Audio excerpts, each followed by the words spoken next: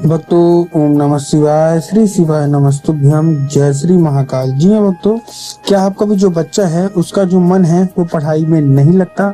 आप लोग बहुत ज्यादा परेशान है उसकी पढ़ाई के लिए कि आखिरकार हमारा जो बच्चा है वो पढ़ता क्यों नहीं है। आपने बहुत ज्यादा कोशिश कर लिया उसको पढ़ाने के लिए कि हमारा जो बच्चा है वो पढ़े, किसी का देख आगे बढ़े, लेकिन फिर भी आपका जो बच्चा है ना वो नहीं पढ़ता।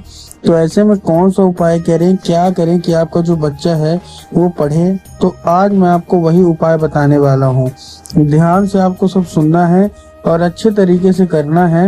और अगर आपने आज का ये उपाय ध्यान से सुन के और अच्छे से किया तो अवश्य रूप से आप देखेंगे कि आपका जो भी बच्चा है अवश्य रूप से पढ़ाई की ओर आकर्षित होगा ही होगा। क्या करना है, कैसे करना है, पूरा का पूरा बताने वाला हूँ और अच्छे तरीके से आपको समझाने वाला हूँ। तो बस उपाय ध्यान से सुन के अच्छे से करना अवश्य रूप से है। देखिए, पूरा का पूरा उपाय बताने वाला हूँ, लेकिन उसके पहले चैनल पे अगर पहली बार आए हैं तो वीडियो को लाइक करके चैनल को सब्सक्राइब भी जरूर से जरूर कर लें। पहला जो हमारा उपाय है, इस उपाय में आपको 3 काली तिल चाहिए और साथ में आपको चाहिए 1 धतूरा। फिर से बता रहा हूँ, ध्यान से सुनिएगा, 3 काली तिल और साथ में चाहिए 1 धतूरा। देखिए, काली तिल और काली मिर्च में ना बहुत सारे लोगों के मन में कंफ्यूजन आता है कि काली तिल ले कि काली मिर्च ले, आखिर लेना क्या है। तब गुरुदेव ने साफ साफ बताया है कि आपको क्या लेना है, आपको लेना है केवल और केवल काली तिल। ठीक, काली तिल ले लिया, साथ में 1 धतूरा ले लिया। अब ये लेने के बाद आपको करना क्या है, पहुंच जाना है कहाँ, अपने बच्चे के हाथ में दे के भेज दीजिए उसको। कहाँ? सीधा सीधा शिव मंदिर। अब जैसे ही आपका जो बच्चा है वो शिव मंदिर पहुंचेगा, शिव मंदिर पहुंचने के बाद उसको बोलिएगा कि दक्षिण दिशा में खड़ा हो जाए और उत्तर की ओर अपना चेहरा कर ले। अब देखिए, दक्षिण और उत्तर में ना बहुत सारे लोगों के मन में कंफ्यूजन आता है कि दक्षिण क्या है, उत्तर क्या है, हमको थोड़ा साफ साफ बताओ।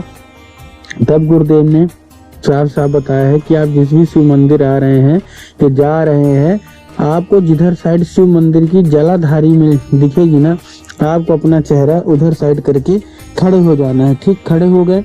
खड़े होने के बाद आपको करना क्या है, एक नाम लेके, कौन सा?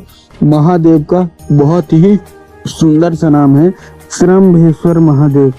तो आपको करना क्या है, आपको श्रम्भेश्वर महादेव का नाम लेके और उन्हीं का स्मरण करके आपको चुपचाप क्या कर देना है, अर्पित कर देना है। बस पूज्य गुरुदेव कहते हैं कि अगर आपने श्रम्भेश्वर महादेव का ये उपाय कर लिया ना, तो आप देखेंगे कि अवश्य रूप से सारी इच्छा मनोकामना पूरी होगी होगी। ये बहुत ही नॉर्मल सा उपाय मैंने बताया है, जो कि बहुत ही आसान है। देखिए, आसान उपाय सब होते हैं, बस आपको करना आना चाहिए। गुरुदेव की कथा में जितने भी लोग आते हैं ना, सब के सब यही लेके आते हैं। जैसे आपने देखा होगा कि गुरुदेव की कथा में जो पत्र आते हैं, तो ज्यादातर लोग क्या करते हैं, पत्र के द्वारा ही अपनी इच्छा मनोकामना गुरुदेव तक पहुंचाते हैं।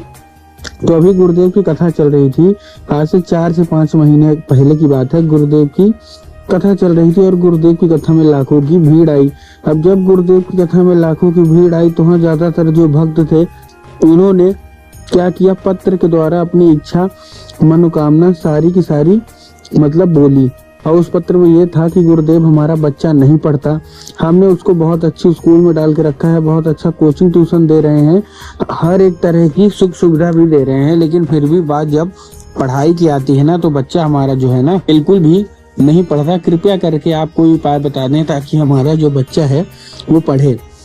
अब जैसे ही गुरुदेव ने क्या किया, अब जैसे ही गुरुदेव ने उपाय ये बताया और कहा केवल और केवल ये उपाय कर लेना, तुम्हारा बच्चा जो है वो अवश्य रूप से पढ़ाई की ओर आकर्षित होगा ही होगा। अब जैसे ही गुरुदेव ने उपाय बताया तो लोगों ने जा जाके इस उपाय को घर में करना शुरू कर दिया।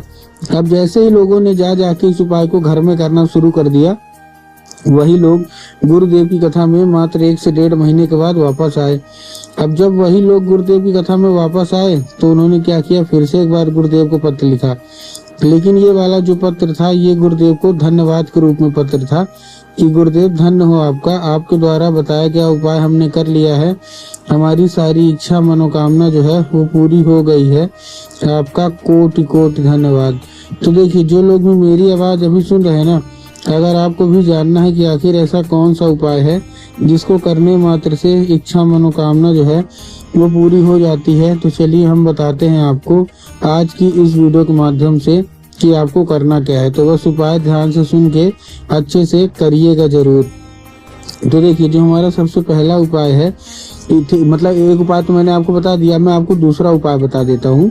इस उपाय के लिए आपको करना क्या है, इस उपाय के लिए आपको सबसे पहले केवल और केवल एक काम करना है। क्या काम करना है? आपको एक लाल फूल चाहिए, और लाल फूल के जरिए आपको करना क्या है, लाल फूल के साथ साथ आपके घर में माता सरस्वती की फोटो या मूर्ति होना अति अनिवार्य है। अगर आपके घर में माता सरस्वती की फोटो या मूर्ति है तब तो अच्छी बात है, लेकिन अगर आपके घर में माता सरस्वती की फोटो या मूर्ति नहीं है तो आपको बाजार जाना है, माता सरस्वती की फोटो लाना है और घर में उनको स्थान दे देना है, ठीक ना।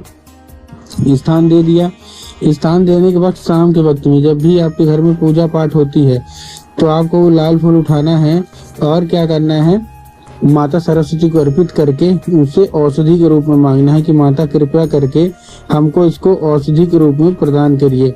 अब क्या होगा, अभी औषधि का रूप ले लेगा, ठीक। औषधि का रूप ले लिया।